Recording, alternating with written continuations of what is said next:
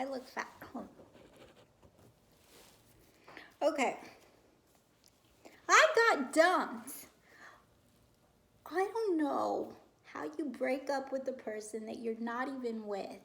Last week, I swear to God, I had a boyfriend because he dumped me.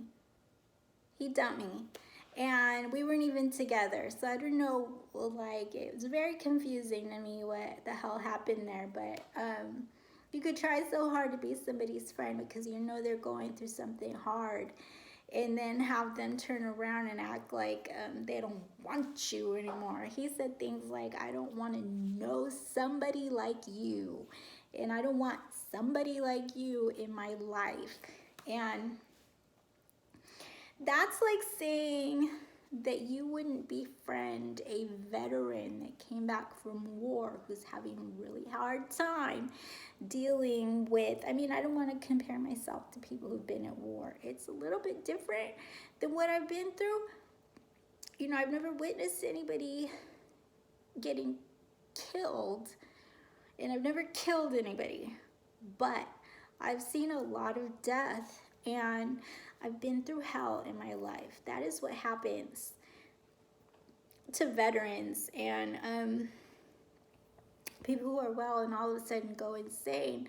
What it is that you're going at war. You're at war with your mind, basically. All the things that are happening to you have become too hard to deal with.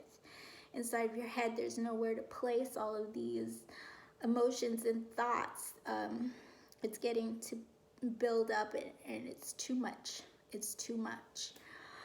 And if you spend a lot of time alone, it's all you have to think about, and you create a thought disorder. That's what happens. But to say that you want to know somebody like me is like saying you would treat somebody who came back from war the same way if they had gone insane over there and they're sent back for that reason. I mean, the only way I could understand saying something like that is if you're scared that that person is dangerous to you. First of all, schizophrenics are not allowed to have guns, okay? I can't shoot you because I'm not even allowed to have a gun. I wouldn't purchase one illegally because I'm scared of people who sell them illegally. Yeah, to the amount of control that somebody tries to take on you, I don't want to be near those types of people, you understand? That's not the way that I am. I'm not gang affiliated. I just don't do those things. I've never been on drugs. I don't drink. I don't smoke. I'm clean as a whistle. And for some reason, I'm the one that nobody wants to hire. I'm a person that nobody wants to get to know better. And I'm the person that everybody is afraid of in my family. They're literally scared of me because either I know too much, or they're like, oh, when she gets mad, she gets really mad. That might be true, but I'm not a murderer. And they don't want to see if it will ever happen. So they make it harder for me by excluding me from everything. So I just said, screw you, I exclude myself. I am no longer a part of this family. That's what I do. You don't want to talk to me, I don't want to talk to you. You don't want me as a girlfriend, I don't want you as a boyfriend. It's not that hard. Fine. I said it. Fine. Look, I'm not gonna cry about it. I get it. I get it. You're scared. You have a silly fear, but it's taking over like the situation. So maybe I don't want to deal with you either. That's a little scary to me. You know, I've been in the hospital and nobody wants to be there. The only people who like it there are there every month at the same time of the month, like it's their period week or something. Even the men, but nobody wants to be in there, and everybody in there thinks everybody is weirder than they are. Everybody thinks that, and it's hard to be there, but it does make you feel better to have that time with people who get it, and to speak to a doctor whenever you need to. It's helpful. For those 3 days that you're in there is helpful a little bit. So I understand why they put you in there, and I don't ever want to go back, but I don't know why I brought that up either. There was a reason for it. But to say that you don't want to know somebody like us is my point, is that we don't want to know each other either. I get it, because it's hard for us to be around somebody like us. But all it takes is that one person to make the small change, because it trickles. One person tries very hard to befriend somebody in this situation, convinces somebody else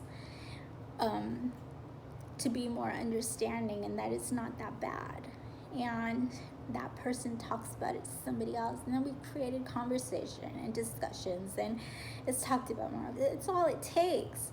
It's not talked about enough because we're such a small percentage of America, but we're a large group of people. We're still a large group of people that are looked really down upon for no reason. I mean, I think about the veterans. My father was a veteran. He did not go insane, but he got cancer from Agent Orange.